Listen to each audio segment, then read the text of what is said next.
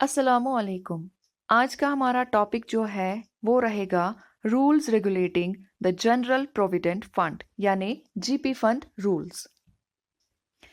पहला रूल जो है वो क्या कहता है, हर गवर्नमेंट सर्वेंट को जो कि 1/1/2010 से पहले अपॉइंट हुआ है कंपल्सरीली कंट्रीब्यूट करना है, सब्सक्राइब करना है टुवर्ड्स जीपी फंड। और उसकी ये कंट्रीब्यूशन या सब्सक्रिप्शन 8.33% ऑफ हिज सैलरी या प्रिजेम्पटिव पे से कम नहीं होनी चाहिए। हाउएवर हायर रेट्स वो कुछ भी अपनी तरीके से डाल सकता है, लेकिन मिनिमम 8.33 डालना ही डालना है। जीपी फंड सब्सक्रिप्शन जो है वो एक फाइनेंशियल ईयर में एक बार एक सब्सक्राइबर रिड्यूस कर सकता है अगर वो 8.33% से ज्यादा कंट्रीब्यूट कर रहा हो। एक फाइनेंशियल ईयर में जीपी फंड सब्सक्रिप्शन 2 बार एनहांस की जा सकती है। एक जीपी फंड सब्सक्राइबर जो है उसे हर मंथ सब्सक्राइब करना है, एक्सेप्ट अगर वो अंडर सस्पेंशन है तो सब्सक्रिप्शन की कोई जरूरत नहीं। एक जीपी फंड सैंक्शन जो है वो 3 मंथ्स तक वैलिड यानी ऑपरेटिव रहती है, उसके बाद उसे डीम किया जाता है एज लैप्स्ड, और ये तब तक लैप्स्ड ही मानी जाएगी जब तक इसको रिन्यू न किया जाएगा। एक सब्सक्राइबर जो है अपनी सर्विस के लास्ट ईयर में, जो उसकी डेट ऑफ रिटायरमेंट की प्रीसीडिंग हो, एक उसका जो लास्ट ईयर हो, उसमें उसके पास ऑप्शन है कि वो जीपी फंड सब्सक्रिप्शन को स्टॉप कर सकता है।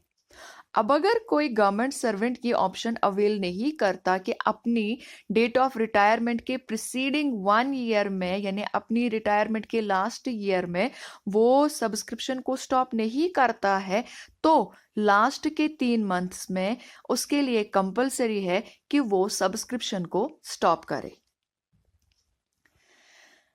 जैसे आप सबको पता ही होगा कि अर्सवाइल जे.एंड.के स्टेट में जो जीपी फंड रूल्स एप्लीकेबल थे वो यूटी ऑफ जे.एंड.के में एप्लीकेबल नहीं रहे। वो रूल्स चेंज किए गए और यहाँ पे सेंट्रल सर्विसेज के रूल्स जो है वो इम्प्लीमेंट किए गए। लेकिन अर्सवाइल स्टेट ऑफ जे.एंड.के में जो हमारे पास जीपी फंड एडवांसेस थे वो कितने टाइप के थे और क्या थे वो हम यहाँ पे हल्का सा देखेंगे, सो दैट हम आगे बाकी रूल्स को जो सेंट्रल सर्विस के अंडर आने वाले टाइप्स हैं उनको समझ सके। तो अर्सवाइल जे.एंड.के स्टेट में 2 टाइप्स के जीपी फंड एडवांसेस जो है वो अलाउड थे एक गवर्नमेंट सर्वेंट को। पहला नॉन रिफंडेबल, जिसके लिए वो अपनी सर्विस के 25 ईयर्स के बाद या with in 5 years of his retirement eligible हो जाता था, और ये रूल 8C के अंडर फॉल होता था। दूसरा रिफंडेबल जीपी फंड एडवांस, ये रूल 9 के अंडर फॉल होता था और इसमें 2 सब कैटेगरीज आती थी। ऑर्डिनरी एडवांस, जिसमें एक गवर्नमेंट सर्वेंट को 3 मंथ्स की सैलरी एडवांस में मिलती थी और वो रिकवरेबल होती थी 24 इंस्टॉलमेंट्स में। और दूसरा स्पेशल एडवांस, जो कि सब रूल 9(2) के अंडर फॉल होता है। उसमें गवर्नमेंट सर्वेंट को 75% मिलता था और वो 60 इंस्टॉलमेंट्स या लेस देन दैट जो है रिकवरेबल होते थे। लेकिन government of Jammu and Kashmir ने यूटी के बाद जे.एंड.के में general provident fund central services rules 1960 जो है इम्प्लीमेंट कर दिए wide government order number 7F of 2020 dated 8/1/2020। और ये general provident fund central services rules 1960 जो है वो कब से इफेक्टिव रहेंगे स्टेट में? 31/10/2019 से। सॉरी, स्टेट ने यूटी में कब से इफेक्टिव रहेंगे? 31/10/2019 से। जो भी मैंने स्टार्टिंग पे आपसे 8 रूल्स 8 पॉइंट्स डिस्कस किए वो स्टेट के जीपी फंड रूल्स और सेंट्रल सर्विसेज के जीपी फंड रूल्स दोनों में सेम है, कोई चेंज नहीं है, ना ही सब्सक्रिप्शन में और ना ही किसी भी रूल में जो पहले 8 मैंने मेंशन किए। अब चेंजेस कहाँ पे आती है? चेंजेस जीपी फंड के नाम पे आती है और विड्रॉवल के कंडीशंस पे आती है। ठीक, under general provident fund central services rules 1960 दो टाइप्स के जीपी फंड एडमिसिबल है, अलाउड है। एक विड्रॉवल, दूसरा एडवांस। तो यहाँ पे हम देखते हैं कि ऑर्डिनरी एडवांस जो कि 3 मंथ्स का हुआ करता था हमारे अर्सवाइल स्टेट के रूल्स के अंडर, वो यहाँ पे कहीं भी एग्जिस्ट नहीं होता है। Types of GP fund under central services. पहला टाइप जैसे मैंने अभी आपको बताया, एडवांस यानी जीपी फंड एडवांस, ये सेंट्रल सर्विसेज के रूल 12 के अंडर फॉल होता है और अपने अर्सवाइल स्टेट के रूल्स के अंडर हम इसे रिफंडेबल जीपी फंड के नाम से जानते थे। एडवांस मतलब आप ये एडवांस में ले रहे हैं और आपको वापस देना है, तो वही सेम होता था रिफंडेबल, या आपको रिफंड करना पड़ता था। तो आप ऐसे याद रखेंगे, जो आपको वापस करना पड़ता था वो एडवांस होता था। तो यहाँ पे सेंट्रल सर्विसेज के अंडर उसका नाम ही एडवांस रखा गया है। दूसरा जो है जीपी फंड विड्रॉवल, जो कि रूल 15 के अंडर आता है। विड्रॉवल मतलब आप विड्रॉ कर रहे हैं, वापस नहीं देना है, तो उसको हम प्रीवियसली नॉन रिफंडेबल के नाम से जानते थे। नॉन रिफंडेबल जो हमें रिफंड नहीं करना है। तो ऐसे आपको ये दोनों नाम याद रह सकते हैं। तो पहला हम देखते हैं जीपी फंड एडवांस, रूल 12 के अंडर जो फॉल होता है। इसमें हमें क्या बताया गया है कि एक सब्सक्राइबर जो है, सैंक्शनिंग अथॉरिटी उसके हक में 75% ऑफ द बैलेंस और up to 12 months of the pay जो है सैंक्शन कर सकती है जीपी फंड एडवांस, लेकिन which ever is lesser, 12 months पे और 75% of the balance at his credit, which ever is lesser. Earlier यानी पहले as per the central services rules ये 3 मंथ्स और 50% हुआ करता था, लेकिन recently ministry of personal PG and pensioners office ने अपने एक मेमोरेंडम के थ्रू डेटेड 7/3/2017 ये 3 मंथ्स एंड 50% को रिप्लेस किया 12 मंथ्स एंड 75% से। तो इस टाइम पे जीपी फंड एडवांस के अंडर या तो एक सब्सक्राइबर को 12 मंथ्स की पे और 75% ऑफ द बैलेंस मिल सकता है, विच एवर इज लेस। जो ये एडवांस लेता है एक सब्सक्राइबर, एक गवर्नमेंट सर्वेंट, वो रिकवरेबल है इन ए मैक्सिमम ऑफ 60 इंस्टॉलमेंट्स। काफी लोगों में कंफ्यूजन था कि शायद 36 है, 36 नहीं है, 60 इंस्टॉलमेंट्स है। Take it for sure 60 instalments. अब किन पर्पसेस के लिए ये जीपी फंड एडवांस हम ले सकते हैं? Illness of self, family members और dependents, education of family members और डिपेंडेंट, ऑब्लिगेटरी एक्सपेंसेस, ऑब्लिगेटरी मतलब जो कि जरूरी एक्सपेंसेस हमारे होते हैं, जैसे बेट्रोथल यानी एंगेजमेंट, मैरिज, फ्यूनरल्स या बाकी सेरेमनीज जो हमारे रिलीजन के हिसाब से भी जरूरी होती है, इसलिए इनको ऑब्लिगेटरी एक्सपेंसेस कहा गया है। कॉस्ट ऑफ लीगल प्रोसीडिंग्स यानी अगर आपका कोई कोर्ट केस आप लड़ रहे हैं, चाहे डोमेस्टिक चाहे ऑफिशियल कैपेसिटी में खुद के लिए, तो उसके कॉस्ट को पे करने के लिए भी आप एडवांस निकाल सकते हैं।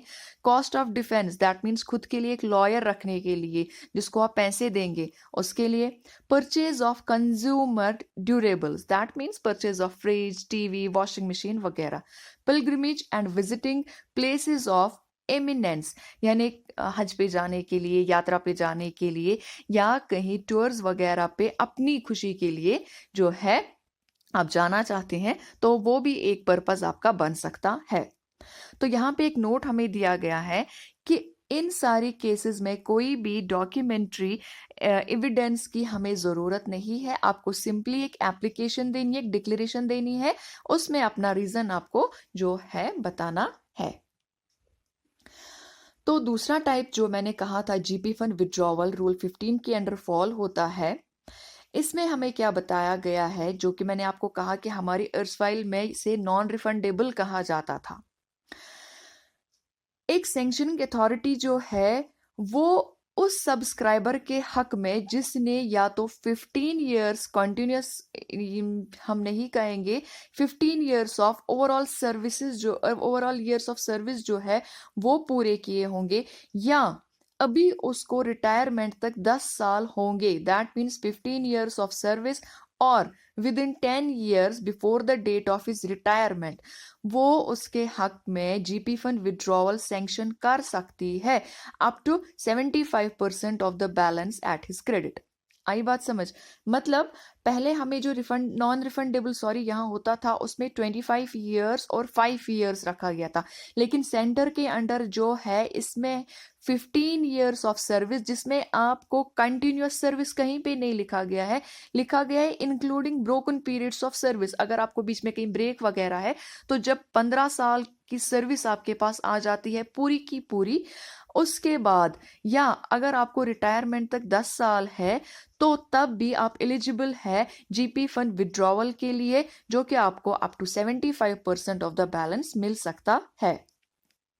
विड्रॉवल जो है, अगर एक गवर्नमेंट सर्वेंट अपने लास्ट ईयर में है सर्विस के, तो उसे ये 90% ऑफ बैलेंस मिल सकती है विदाउट असाइनिंग एनी रीजन। अब कौन से पर्पसेस के लिए 75% विड्रॉवल जो है वो अलाउड है? एजुकेशन, जिसमें प्राइमरी, सेकेंडरी, हायर एजुकेशन सारी स्ट्रीम्स और इंस्टीट्यूशंस कवर की गई है। ऑब्लिगेटरी एक्सपेंसेस, जैसे मैंने अभी आपको बताया, बेट्रोथल, मैरिज, फ्यूनरल्स या बाकी सेरेमनीज खुद की या फैमिली की या डिपेंडेंट्स की। इलनेस, खुद की, फैमिली मेंबर्स की, डिपेंडेंट्स की। परचेज ऑफ कंज्यूमर ड्यूरेबल्स, जैसे वॉशिंग मशीन, टीवी वगैरह, वो मैंने इससे पहले भी आपको बताया। बिल्डिंग और एक्वायरिंग अ रेजिडेंशियल सूटेबल हाउस, खुद के लिए बनाना एक मकान या मकान खरीदना। लोन, हाउसिंग लोन की रिपेमेंट करना। लैंड लेना मकान बनाने के लिए। मकान की कंस्ट्रक्शन एक लिए हुए लैंड पे करना।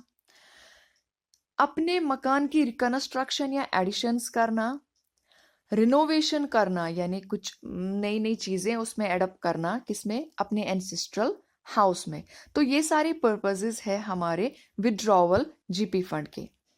अगर हम इलनेस पर्पस के लिए लें तो विड्रॉवल जो है आपको 90% तक मिल सकती है इंस्टेड ऑफ 75%।